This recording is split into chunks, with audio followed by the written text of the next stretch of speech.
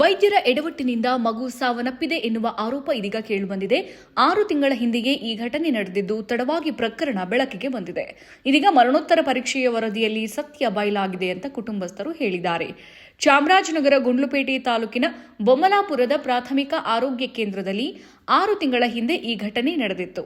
ಅನಸ್ತೇಷಿಯಾದಿಂದಲೇ ಮಗು ಸಾವನ್ನಪ್ಪಿರೋದು ಮರಣೋತ್ತರ ಪರೀಕ್ಷೆಯಲ್ಲಿ ದೃಢಪಟ್ಟಿದೆ ಅಂತ ವರದಿ ಆಗಿದೆ.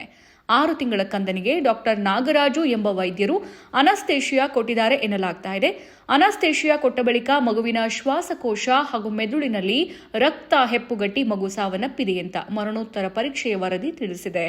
ಹಂಗಳ ಗ್ರಾಮದ ಮಾನಸ ಆನಂದ್ ದಂಪತಿಯ ಮಗು ಇದಾಗಿದ್ದು, ವೈದ್ಯರ ಎಡವಟ್ಟಿನಿಂದ 6 ತಿಂಗಳ ಮಗು ಪ್ರಖ್ಯಾತ್ನನ್ನ ನಾವು ಕಳೆದುಕೊಂಡಿದ್ದೀವಿ ಅಂತ ಪೋಷಕರು ಕಣ್ಣೀರು ಹಾಕ್ತಾ ಇದ್ದಾರೆ. ವೈದ್ಯರ ನಿರ್ಲಕ್ಷ್ಯ ದೃಢವಾದರೂ ಯಾವುದೇ ಕ್ರಮ ಇಲ್ಲ ಅಂತ ಪೋಷಕರು ಆಕ್ರೋಶ ಹೊರಹಾಕಿದ್ರು. ವೈದ್ಯರ ವಿರುದ್ಧ ಎಫ್ಐಆರ್ ಹಾಕದೆ ಪೊಲೀಸರ ನಿರ್ಲಕ್ಷ್ಯ ಮಾಡಿದ್ದಾರೆ. ಮಗುವಿನ ಸಾವಿಗೆ ನ್ಯಾಯ ಬೇಕು ಅಂತ ಪೋಷಕರು ಇದೀಗ ಆಗ್ರಹಿಸಿದ್ದಾರೆ. ಇನ್ನಷ್ಟು ಹೆಚ್ಚಿನ ಮಾಹಿತಿಗಾಗಿ ಫಾಲೋ ಮಾಡಿ ಬ್ರಿಗೇಡ್ ನ್ಯೂಸ್ ಕನ್ನಡ.